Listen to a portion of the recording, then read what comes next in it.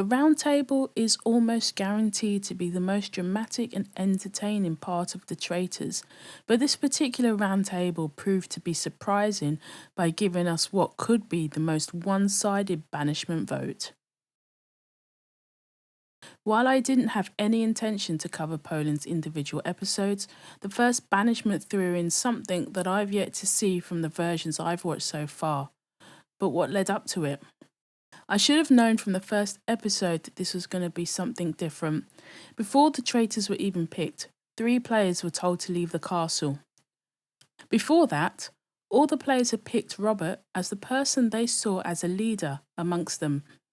Robert then had to pick the 3 people he trusted the most and the 3 people he trusted the least. Granted, the only time these people had to chat was on the train and in the car. Robert had picked Dorota, Justyna, and Tadeusz as the 3 he trusted the least, purely based on how little time he had with them.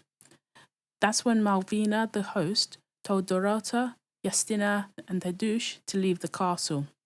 A pretty unpleasant situation to be in, straight from the get-go, and not a result that Dorota was pleased with.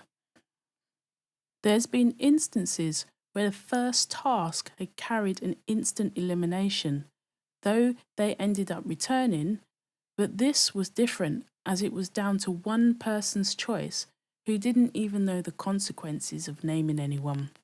Later that evening, after Alex, Dominika and Monika were chosen to be traitors, all the players had to give a speech to convince the others they were loyal. Then they would all put a dagger on the picture of the person who convinced them the least. While there were more daggers on Monet and Theo, Renata put her dagger on Monika, already sensing that she might be acting. Cut to the next day, and that's when the mess truly began.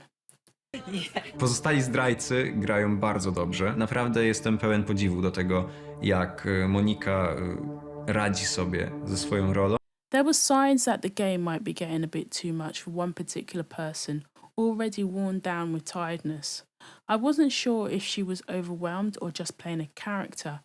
The person in question was Monika, and she was exuding some interesting behaviour that other people were becoming very aware of. For example, coming across as confused about what was happening in the game. When Monika was showing tiredness, Renata picked up on this, as fatigue is an easy way to avoid a conversation. Monika was saying things like she's practicing acting and she was testing herself in the game, that she wasn't sure who she would vote for and she could maybe vote for herself, avoiding answering when questioned if she was a traitor. Monika was definitely in her own world, looking at this whole situation as some sort of challenge, completely separate to actually winning the money. While a few players had seen Monika's behaviour change before roundtable, there were quite a number that hadn't and didn't have a clear choice in mind. Może po prostu ktoś się przyzna, będzie łatwiej. The roundtable is where the magic truly happened. Renata started things off with her suspicions, followed by Claudia.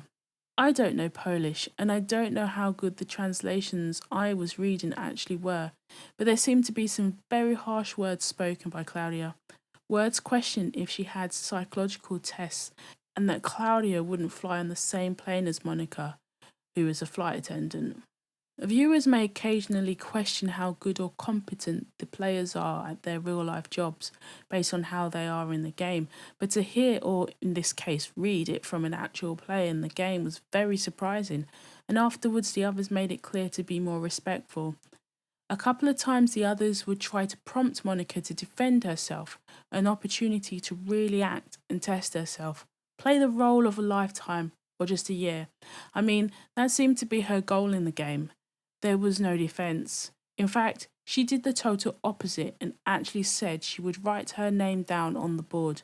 Then, before a single vote was even written, Monika said the reason why she would write her own name down.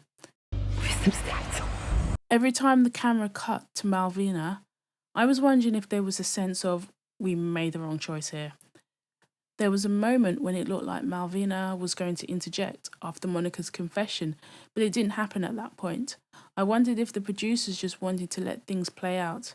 There were so many shocked faces around the table. You wouldn't blame Alex and Dominika for feeling kind of panicked that the unpredictable Monica could in fact reveal them all. 20 players and 20 votes for Monica.